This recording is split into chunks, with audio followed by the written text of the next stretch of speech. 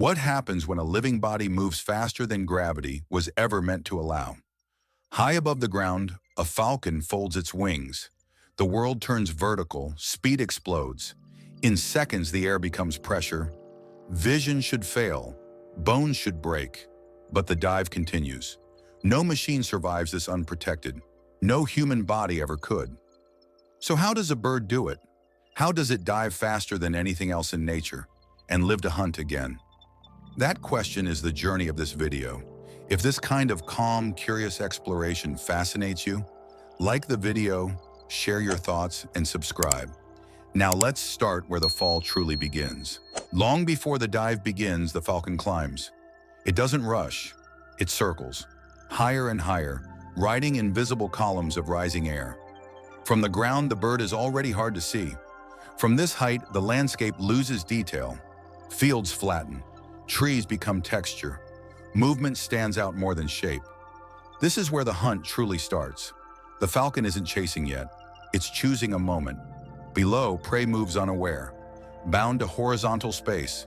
Above, the falcon occupies a different dimension entirely. Not speed, position.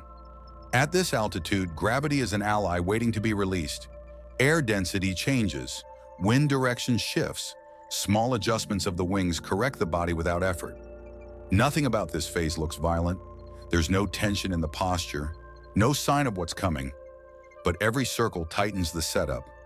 Every second aloft increases the potential energy stored in the bird's own mass. The dive hasn't started yet, but the conditions are being carefully prepared. And once the wings close, there will be no pause.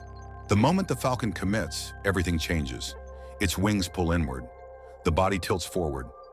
What was sky becomes a narrow corridor of air. This isn't a fall like any other. It's controlled, but only just. Acceleration builds instantly. Wind pressure presses against feathers and skin.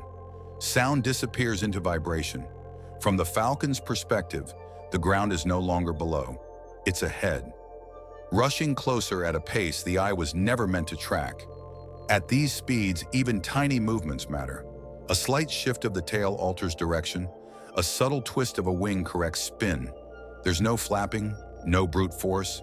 The bird becomes a shape designed to surrender to gravity without losing control. But speed is only part of the danger. As velocity increases, air behaves differently. Resistance doesn't fade, it intensifies. Pressure builds where the body meets the wind. This is the phase where limits are tested. Not of strength, but of structure. And the faster the falcon goes, the more unforgiving the air becomes. As the dive deepens, speed stops feeling linear. It stacks. Each second adds more force than the last. At extreme velocity, air is no longer soft. It presses like a solid surface. Every exposed edge becomes a point of stress. For most animals, this would be the end. Organs would shift, vision would blur, control would disappear, but the falcon remains stable. Its body stays aligned, locked into a precise angle, not fighting the air, slicing through it.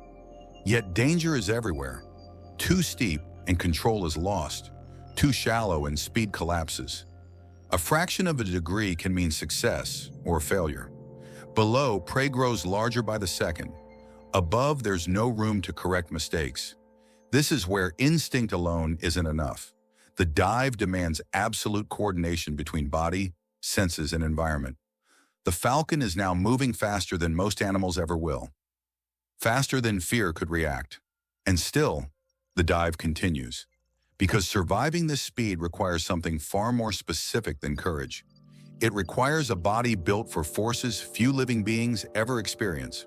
At extreme speed, survival stops being about strength. It becomes about shape. The falcon's body is not simply streamlined.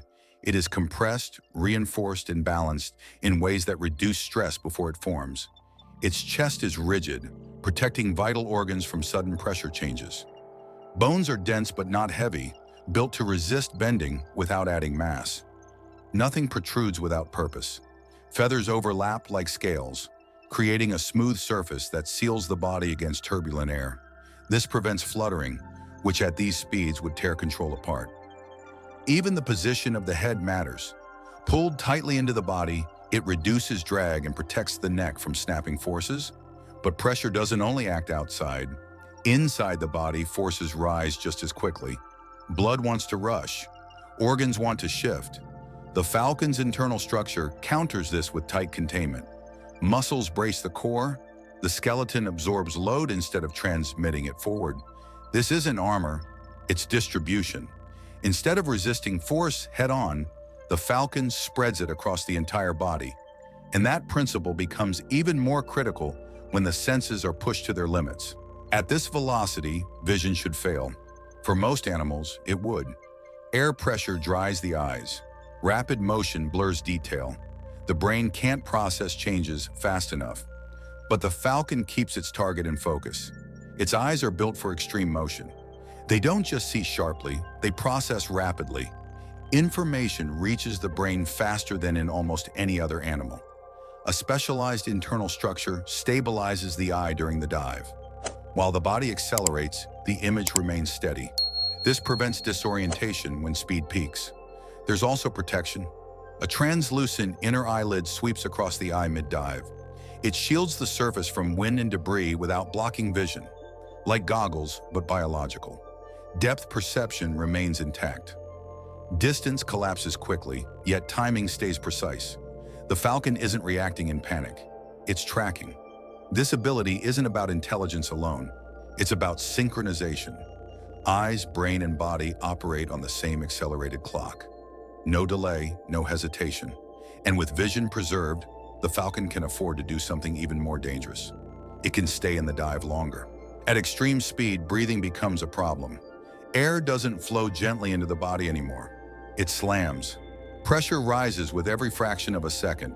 For most animals, lungs would struggle. Rhythm would collapse. Oxygen intake would fail exactly when demand is highest. The falcon avoids this by not relying on constant breathing during the dive. Its respiratory system is built around efficiency, not volume. Air sacs throughout the body store oxygen before the descent begins. This reserve reduces the need to inhale while speed peaks. During the dive, airflow is tightly controlled. The body remains sealed. The chest doesn't expand freely.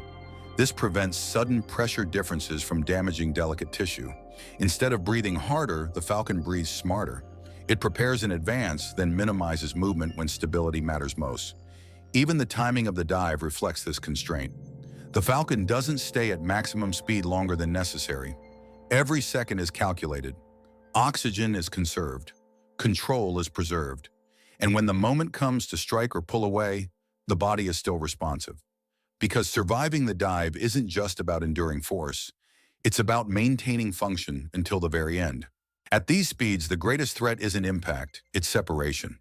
Force tries to pull the body apart from the inside. Blood shifts. Organs strain against their anchors. Even the brain is affected by acceleration. The falcon's body counters this with containment. Muscles around the chest and neck tighten automatically during the dive. They act like living restraints, keeping internal structures from moving independently. Blood vessels are short and reinforced. This limits sudden pressure changes and helps maintain circulation to the brain and eyes. Nothing is loose. Nothing is allowed to lag behind. Even the spine plays a role. Its alignment keeps forces traveling cleanly through the body instead of bending it sideways. This coordination isn't conscious, it's automatic, refined over millions of dives across generations. The falcon doesn't brace the way a human would. Its body enters a preset physical state, tuned for acceleration. For a brief moment, the bird becomes less like a flyer and more like a single, rigid system moving as one. And that unity is what allows the most dangerous phase of the dive to happen next. The moment where speed must suddenly give way to control. Reaching top speed is only half the challenge. Surviving the dive depends on what happens next. As the falcon approaches its target, it must change everything in an instant. Speed must become precision. Descent must become control. This transition is brutal on the body. G-forces spike as wings begin to open. Momentum resists every correction. The air that once helped accelerate now pushes back violently.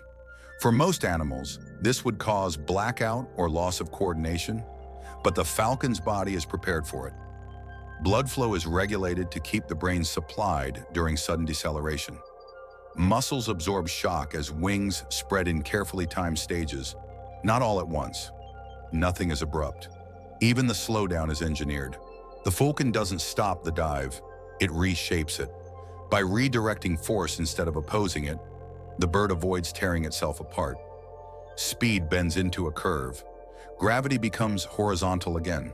In just a few heartbeats, the most extreme motion in nature resolves into stable flight, and the body remains intact, ready to hunt again. None of this is accidental.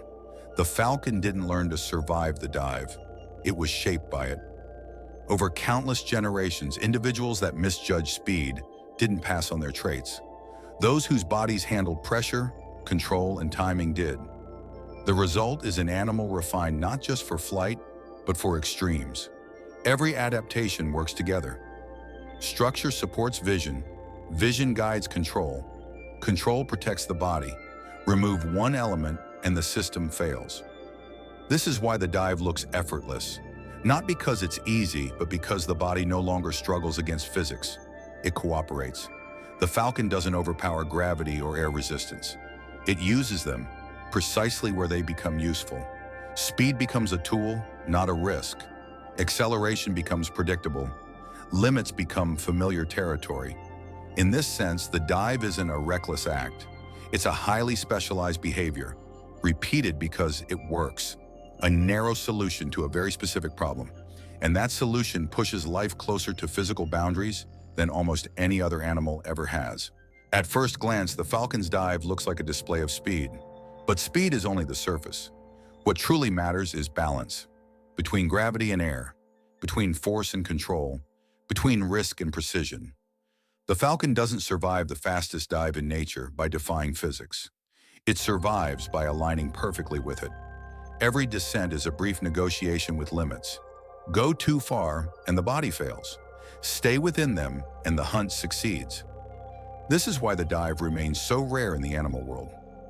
Not because others lack courage, but because few bodies can tolerate such demands. The falcon stands at that narrow edge, where motion becomes extreme but still survivable. A reminder that evolution doesn't always favor comfort or safety. Sometimes it shapes life to operate exactly where failure is closest. If you enjoyed exploring how nature solves impossible problems, stay with the channel and continue the journey with us. Because the most fascinating adaptations often live right at the edge.